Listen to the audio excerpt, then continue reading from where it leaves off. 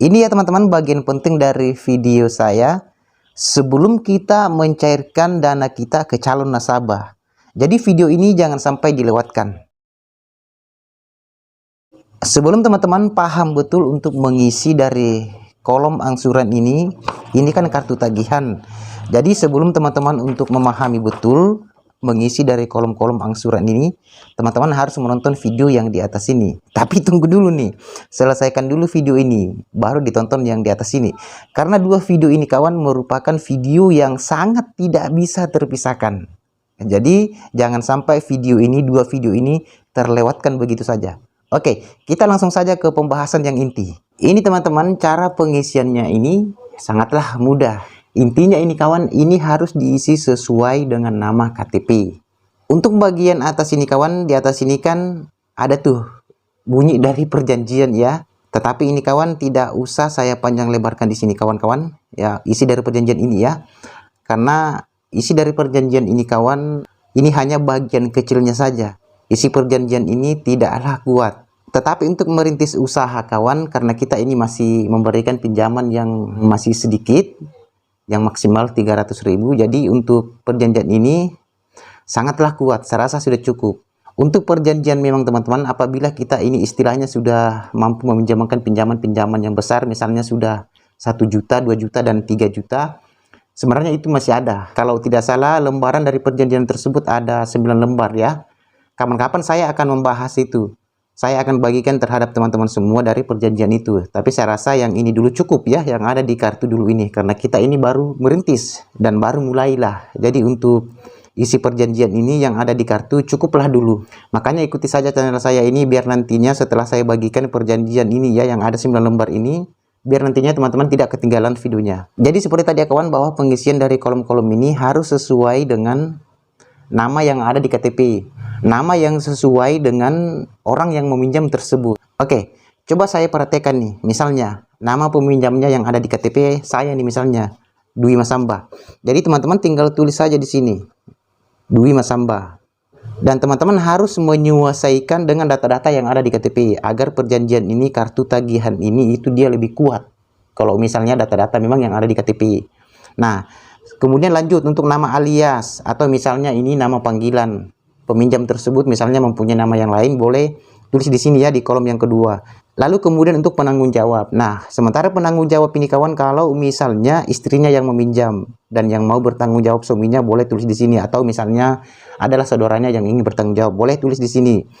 Lalu kemudian nomor telepon, tulis nomor teleponnya. Selanjutnya dusun, desa atau kelurahan ya. Lalu kecamatan, kabupaten. Kemudian pekerjaannya juga. Nah, di sini pinjaman ya. Kalau misalnya dia meminjam 1 juta, isi 1 juta. Lalu angsuran per hari.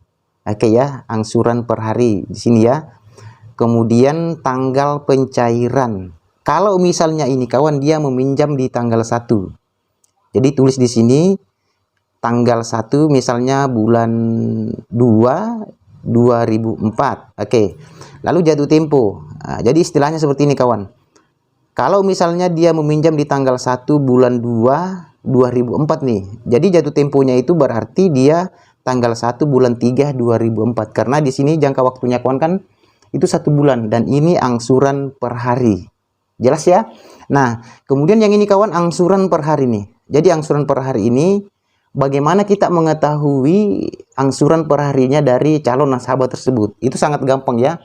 Sebenarnya ini sudah saya bahas di video yang di atas ini, tapi untuk lebih memperjelas kembali, mungkin saya akan kasih tahu lagi nih. Nah, jadi untuk mengetahui angsuran dari si peminjam ini, dari calon nasabah, itu gampang ya kawan. Misalnya nih, 100 dikali 120%, lalu dibagi 30. Jadi angsurannya itu 4.000 per hari selama 30 hari. Jadi saya ulang, jika ingin mengetahui besar pinjaman atau jadinya dana yang kita pinjamkan terhadap nasabah, tinggal dikalikan misalnya seperti ini, 100 dikali 120%. Itu ya jadinya dana yang kita pinjamkan terhadap calon nasabah nanti. Nah, lalu bagaimana kita mengetahui angsurannya per hari? Tinggal kita bagi nih. Tinggal kita bagi 30. Berarti angsurannya 4.000 per hari. Itulah angsurannya muncul, jumlahnya 4.000. Nah, disinilah ditulis angsurannya 4.000 per hari. Tapi untuk lebih jelasnya kawan, silahkan tonton deh video yang di atas ini ya. Makanya saya bilang tadi video yang ini dengan video yang di atas ini itu tidak bisa terpisahkan. Kemudian ini ada pinjaman ke. Jadi maksudnya ini kawan, pinjaman ke ini berarti misalnya seperti ini. Ketika calon nasabah itu misalnya nanti baru sekali meminjam, ya tulis di sini sekali. Satu, yang ke satu. Kan dia baru sekali meminjam. Nah, gimana jika dia sudah meminjam 2 kali? Ya, ditulis di sini 2 kali. Berarti nasabah tersebut sudah 2 kali meminjam. Nah, lalu kemudian jika 3 kali, berarti dia sudah 3 kali meminjam. Kita tulis di sini 3 kali meminjam. Jelas ya? Jadi ini kawan, kita untuk mengetahui misalnya jumlah simpanannya per pinjaman. Nanti ditulis di sini nih. Kan ada kotaknya di sini nih. Saya sudah sediakan ya. Ini bidangnya ini sudah disediakan. Jadi untuk mengetahui jumlah simpanannya seperti ini. Misalnya pinjaman 100 nih, 100 kita kali 4 saja. Nah, jadi muncul simpanannya di sini 4.000. Intinya seperti ini kawan, berapapun jumlah pinjamannya, nominal pinjamannya tinggal dikalikan saja 4%. Berapapun itu, misalnya 100, 200, 300, tinggal dikali saja 4%. Maka nanti hasilnya akan muncul di kalkulator. Misalnya seperti ini lagi, pinjaman 300, kita tinggal kalikan saja 4%, maka muncul simpanannya 12.000. Kita tinggal tulis di sini ya. Jelas ya? Nah, kemudian ini kawan resor. Ini resor kayaknya tidak terlalu penting untuk saya bahas di sini. Kapan-kapan kita akan bahas resor ini. Karena kalau resor ini kawan, ini jelasnya ini kalau kita misalnya sudah mempunyai karyawan lah. Inilah penting dari resor untuk sekarang ini. Kayaknya resor tidak terlalu penting. Apalagi kalau kita baru pemula dan kita yang mengelola sendiri, dana kita yang kelola sendiri. Jadi untuk resor ini saya lewatkan dulu. Kapan-kapan lah saya akan bahas resor ini. Nanti kalau kalian sudah punya karyawan, saya akan bahas. Makanya ikuti saja nih channel saya ini, channel Dwi Mas Hamba. Biar nantinya kalian tidak ketinggalan videonya. Nah, lalu bidang yang ini kawan, kotak yang ini ya. Ini yang sudah disediakan ini. Seumpamanya seperti ini. Nasabah kalian meminjam di alamat Mas Hamba nih. Tinggal tulis di sini. Mas Hamba pada tanggal 2 misalnya, pada tanggal 2 bulan 2 2004. Itu seperti itu ya, bidang yang ini, kotak yang ini. Lalu kemudian yang ini kawan ya, yang ini tempat untuk penandatanganan. Kan di sini ada penandatanganan peminjam, penanggung jawab, petugas lapangan dan manajer. Nah, ini kawan ketika nanti sudah selesai ini, data-datanya sudah selesai ya, yang sesuai dengan nama di KTP. Silakan teman-teman untuk mengarahkan menandatangani di bagian yang ini, bagian peminjam. Suruh mereka tanda tangani di situ ya. Nah, lalu kemudian jika dia mempunyai penanggung jawab, entah itu suami, jika istrinya yang meminjam, jika suaminya yang meminjam, boleh nanti di sini penanggung jawabnya adalah istri atau suaminya. Di sini jelas ya. Nah, kemudian untuk petugas lapangan ini atau manajer ini bebaslah. Kalau misalnya kalian ingin menandatangani di sini di manajer ini boleh. Petugas lapangan juga boleh, tetapi saran saya sih di petugas lapangan saja. Kalau misalnya manajer ini ya ketika nanti kalian misalnya sudah mempunyai karyawan lah. Jadi sebenarnya ini kawan, ini timbal balik. Nah, di sini kan tempat nih, data-data dari peminjam. Nah, sementara yang di belakang ini untuk menulis angsuran dari nasabah nanti, dari calon nasabah kita. Ini untuk menulis angsurannya. Saya juga akan jelaskan ya, saya akan kasih tahu nih cara-cara untuk pengisian dari kolom-kolom yang ini. Jadi ini kawan merupakan hari. Misalnya dia hari pertama, hari kedua, hari ketiga, dan seterusnya. Ini sampai 30. Dan di sini ada kosong nih. 1, 2, 3, 4. Ada kosong ya. 4 kolom nih yang kosong. Nah, ini saja persiapan jika nantinya dia menunggak 2 kali sampai 3 kali itu tidak apa-apa. Makanya disediakan di sini 4 kolom nih saya sediakan. Atau misalnya juga kawan, nasabah kalian nanti ada yang kurang membayar, kan kadang-kadang tuh biasa angsuran 12.000, biasanya dia bayar misalnya hanya 7.000. Nah, makanya disediakan juga kolom-kolom yang ini untuk persiapan lah, buat jaga-jaga kalau misalnya nantinya ada yang nunggak seperti itu kawan. Oke, di sini ya jelas di sini nomor angsuran, lalu di sini tanggal. Nah ya, ini tanggal ini. Seumpama dia mengangsur dari tanggal 1 bulan 2 2004, tulis di sini ya, tanggal 1 bulan 2 2004. Kemudian hari, ini bebas sih, mau ditulis atau tidak, terserah masalah harinya. Yang terutama ini kawan adalah tanggal yang harus betul-betul kalian perhatikan. Jangan sampai nanti kalian selisih paham dengan nasabah. Kan repot tuh kalau misalnya kita selisih paham dengan nasabah. Kemudian setoran. Nah, di sini ya. Jadi setoran ini kawan, berapapun memang dana yang disetor, angsuran yang disetor oleh nasabah kita nanti itu, calon nasabah kita, ditulis di sini. Setoran. Misalnya dia angsuran 10.000 nih. Contoh ya, misalnya angsuran 10.000, tetapi dia bayar cuma 5.000 ya, tulis di sini 5.000. Setorannya 5.000 pada hari itu, pada tanggal itu setorannya hanya 5.000. Jelas ya? Kemudian sisa pinjaman. Nah, untuk sisa pinjaman ini kawan, misalnya seperti ini. Kan di sini kan ada BP nih. Maksud BP ini kan besar pinjaman. Nah, seperti tadi. Setiap pinjaman, berapapun pinjaman itu kawan, dikalikan saja 120%. Nah, hasilnya itu ditulis di sini, besar pinjaman. Contohnya seperti ini. Saya kasih contoh lagi nih, biar lebih jelas ya.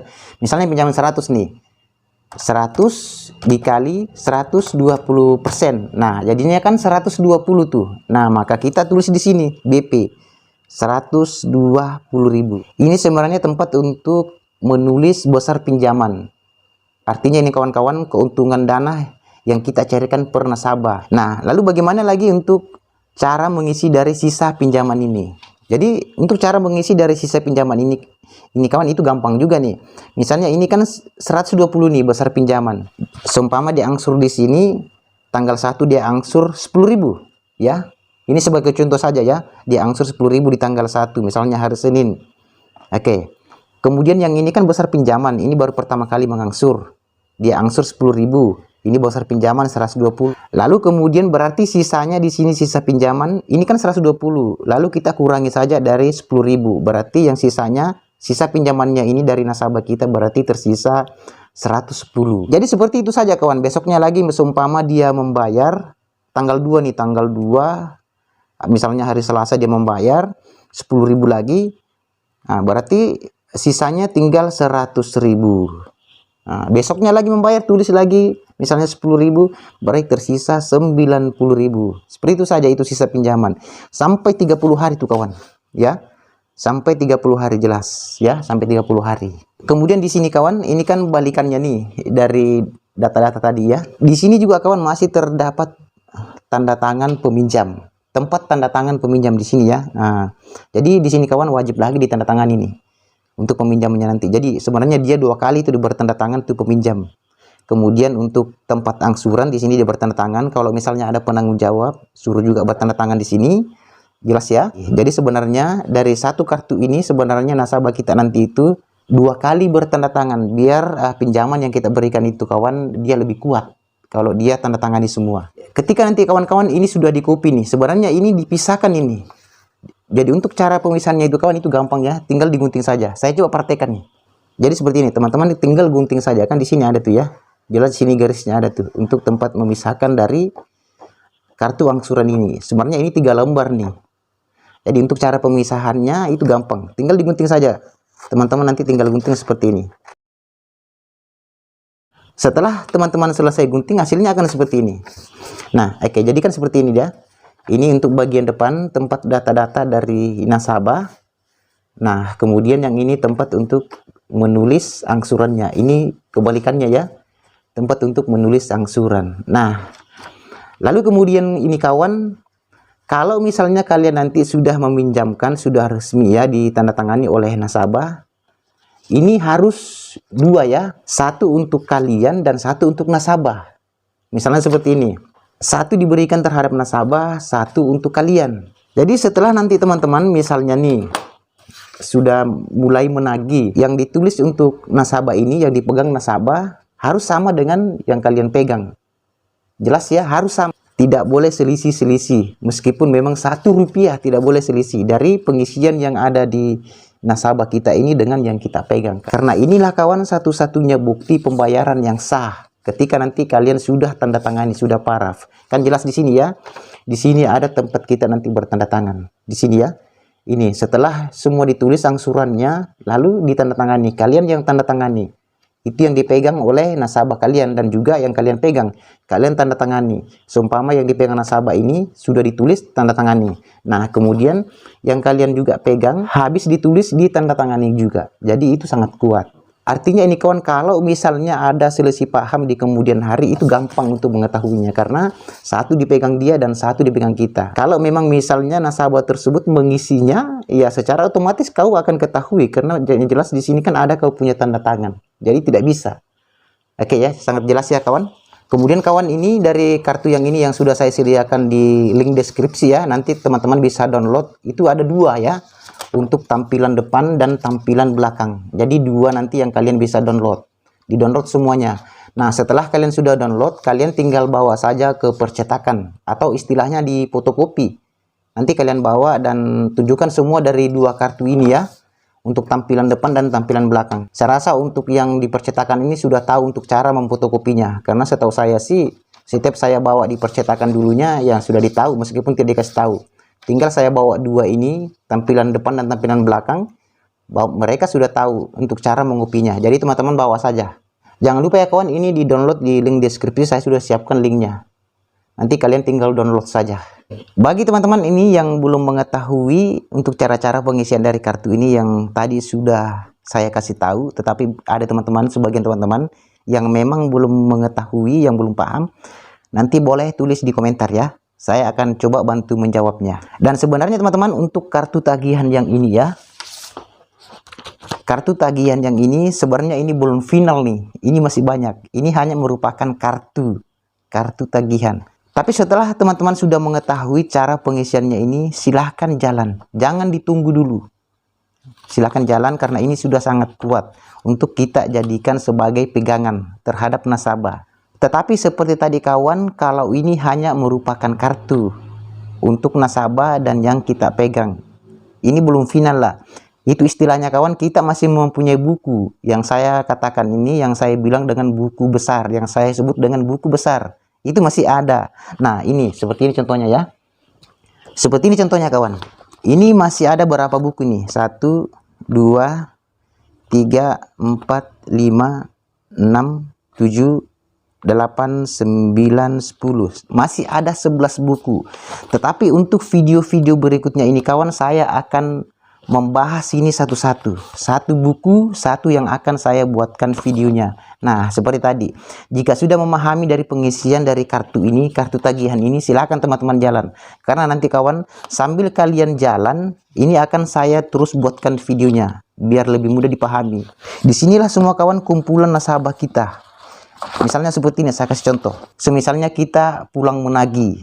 Nah, disinilah kembali kita isi. Kita pindahkan dari kartu ini. Dari kartu tagihan ini yang diisi tadi siang setelah kita menagih, kita pindahkan lagi ke sini. Kita pindahkan di sini kawan. Nah ya, seumpama di sini angsurannya di kartu 10.000, kita pindahkan di sini karena di sinilah kumpulan-kumpulan nasabah kita itu. Dia sini menyatu. Dia istilahnya di sini kawan, di buku besar ini dia itu menyatu dari nasabah kita. Di sinilah kumpulannya. Sementara kartu ini kan memang dia sifatnya satu-satu tuh. Satu nasabah satu kartu. Seperti itu ya. Satu nasabah satu kartu. Nah, kalau yang ini itu disinilah kumpulan nasabah kita. Ini saya sebut dengan buku besar. Yang jelasnya ini kawan ada 11 videonya yang terus akan saya bagikan. Saya akan kasih tahu nanti untuk cara dari pengisian dari buku besar ini. Karena ini juga teman-teman sangat penting nih. Tetapi yang terpenting adalah ini. Ini dulu yang terpenting. Setelah nanti teman-teman jalan, sambil jalan barulah terus saya akan terus bagikan video-videonya dari ini. Yang jelas ini dulu yang terus akan saya terus bagikan ya untuk beberapa video ini. Kayaknya 11 video ini terus yang akan saya bagikan biar lebih mudah dipahami. Satu video, satu buku ini biar lebih mudah dipahami. Yang jelasnya ada 11 video nih kayaknya. Buku ini tinggal di rumah nih. Ini nanti yang akan kita isi setelah kita pulang menagih. Artinya kawan, angsuran yang ini kita pindahkan ke sini. Oke ya. Itu akan saya bahas untuk video-video berikutnya. Makanya ikuti saja nih channel saya ini, channel Dwi Mas Hamba. Biar nanti ya teman-teman tidak ketinggalan videonya. Oke teman-teman, saya rasa untuk video kali ini saya rasa sudah cukup. Saya sarankan teman-teman mulai dari sini yang sudah dipahami dari beberapa video saya ini. Kalau tidak salah sudah 6 video. Kalau ini sudah dipahami betul-betul silahkan jalan. Sampai ketemu di video berikutnya.